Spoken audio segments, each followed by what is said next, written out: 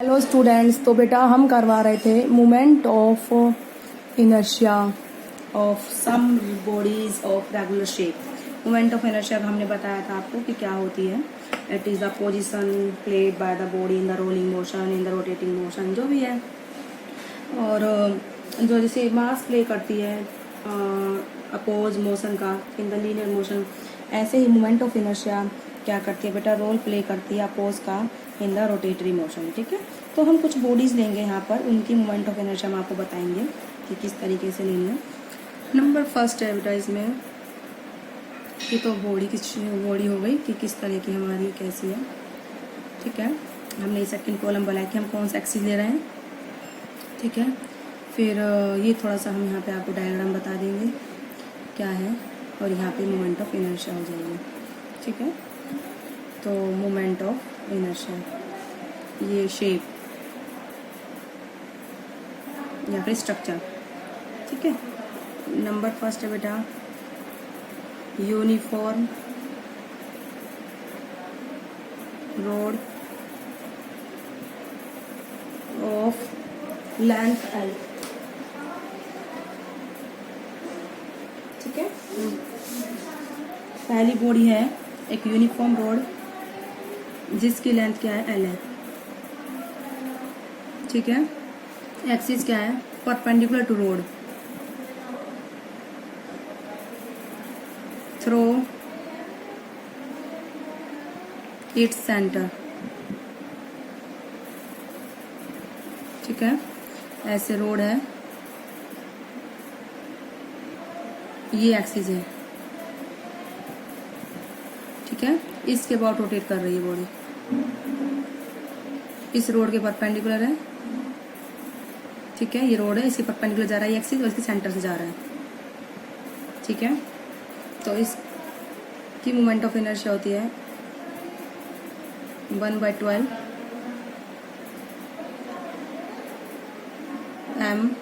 ml²। ठीक है, कितने होते बेटा मोमेंट ऑफ इनर्शिया, 1/12 ml²। अब है इसी की रोड के मोमेंट ऑफ इनर्शिया,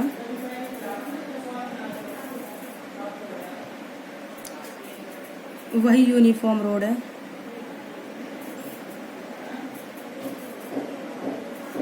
ऑफ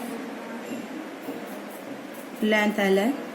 अब हम देखेंगे परपेंडिकुलर टू द रोड है, और इसके एक एंड से जा रहा है एक्सिस। अभी तक तो केस ये था फर्स्ट वाला कि ये रोड ऐसे घूम रही है इस एक्सिस पे। अब हम देखेंगे ये वाला केस है, ये ऐसे रोड घूम रही है इस एक्सिस के अबाउट, इस एक्सिस के अबाउट बेटा, इस ऐसे घूम रही है। ठीक है, तो perpendicular to rod passes through its one end। ठीक है, तो ये मोमेंट ऑफ इनर्शिया आएगी 1/3 ml²। ठीक है, ये रोड है, ये एक्सिस हो गया रोटेशन का, तो इस एक्सिस के अबाउट हमारी रोड क्या कर रही है बेटा, रोटेट कर रही है। इसकी मोमेंट ऑफ इनर्शिया आएगी 1/3 ml²। ठीक है बेटा, ऐसे ही नंबर थर्ड पॉइंट है बेटा रिंग। ठीक है, यूनिफॉर्म सर्कुलर रिंग। ठीक है, जिसकी रेडियस कितनी है, r है, ऑफ रेडियस कैपिटल R। लेकिन एक्सिस कौन सा है, जो रिंग है उसके प्लेन के पर, ये प्लेन हो गया रिंग का, इसके परपेंडिकुलर है और सेंटर से पास हो रहा है।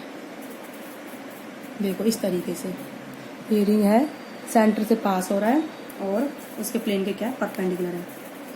तो perpendicular to plane and passing through the centre.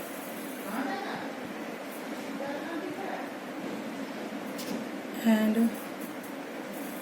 passes through centre, तो ये आएगी बेटा 1, इसकी मोमेंट ऑफ इनर्शिया होती है mr²। क्या होती है बेटा, एम आर स्क्वायर। ये रिंग है, ये इसका सेंटर है, इससे जा रहा है ये एक्सिस, इसके अबाउट रिंग क्या कर रही है बेटा, रोटेट कर रही है। ठीक है, इसी में एक केस होता है, कौन सा प्लेन है बेटा, परपेंडिकुलर तो नहीं है प्लेन के, क्या है, परपेंडिकुलर तो प्लेन है, पास थ्रू सेंटर में करवा दिया है।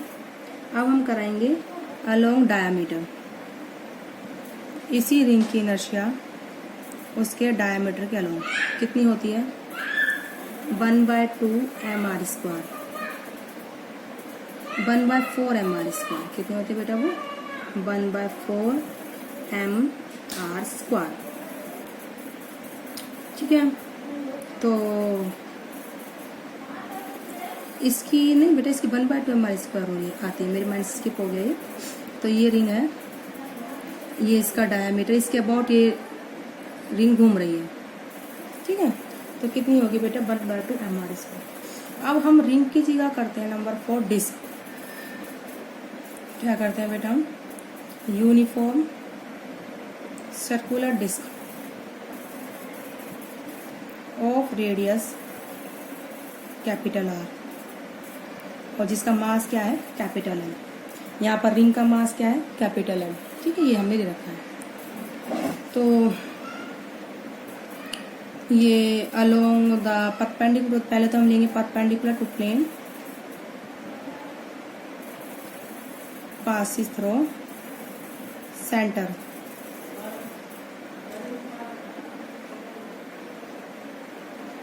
ठीक है, तो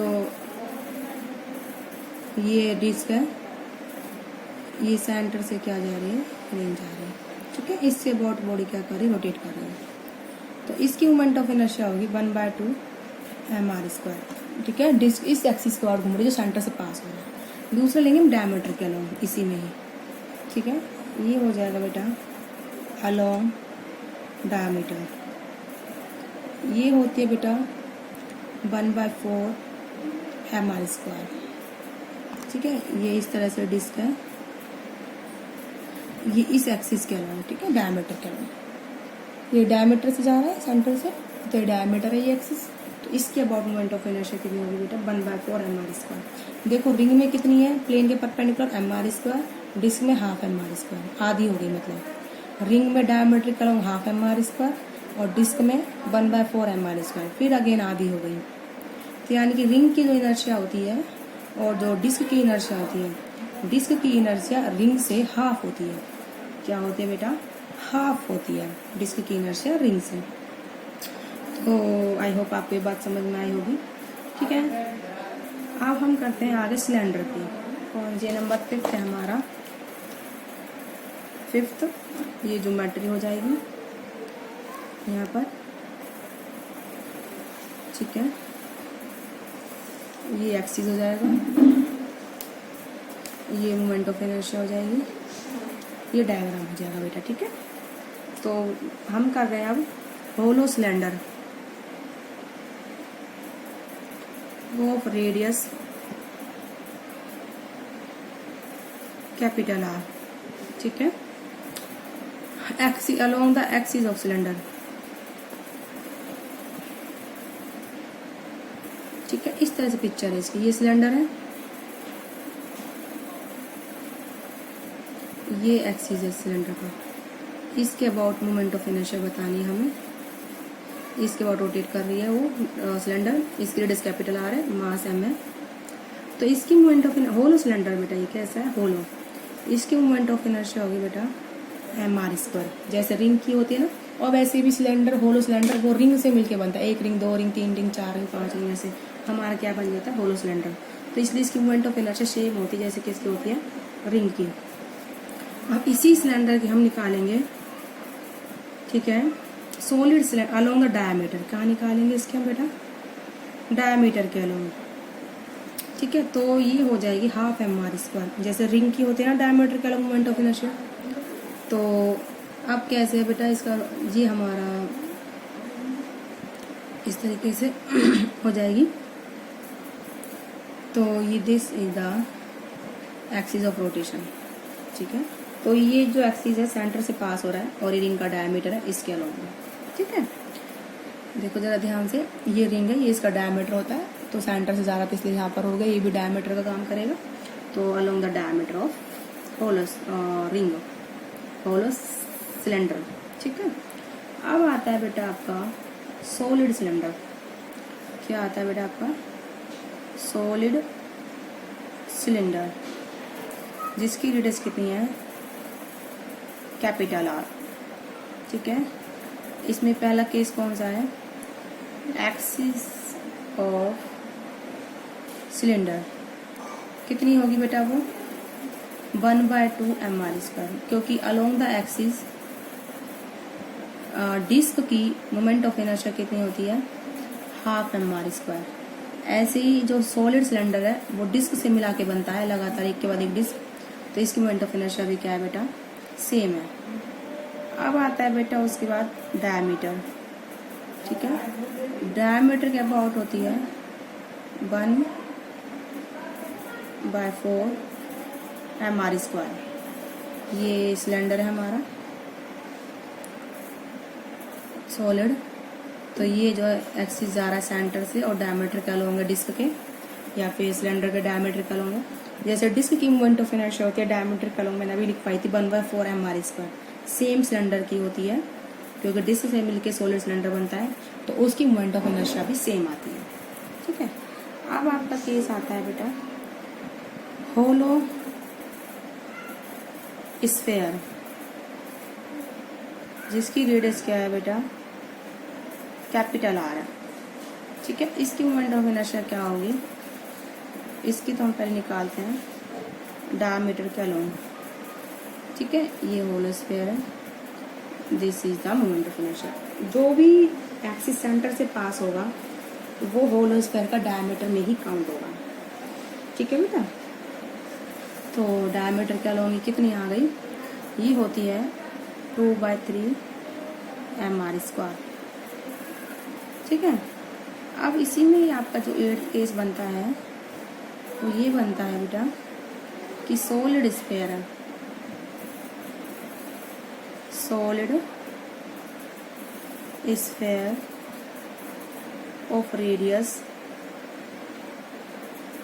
कैपिटल आर, तो इसकी हो जाएगी डायमीटर के अलोंग 2/5 mr²। तो ये सॉलिड सिलेंडर हो गया, ये इसका डायमीटर हो जाएगा, इसके अबाउट इसकी हो जाएगी बेटा 2/5 mr², ठीक है। तो ये सॉलिड है, जो भी सेंटर से पास होगा एक्सिस वो ऑफकोर्स डायमीटर होगा इसका, तो इसकी मोमेंट ऑफ इनर्शिया कितनी आती है बेटा 2/5 mr²। तो इस तरीके से हमने आपको रेगुलर बॉडीज़ की मोमेंट ऑफ इनर्शिया करवाई है, किस तरीके से कैलकुलेट करते हैं। तो आपको ये रिमाइंड करनी है, पहले मैंने रिंग की करवाई है, सो रोड की 2 केसेस, रिंग के 2 केसेस, डिस्क के 2 केसेस हैं, होलो सिलेंडर के 2 केसेस हैं, सॉलिड सिलेंडर के 2 केसेस हैं, होलो स्फेयर उसके बाद फिर सॉलिड स्फेयर है, ठीक है।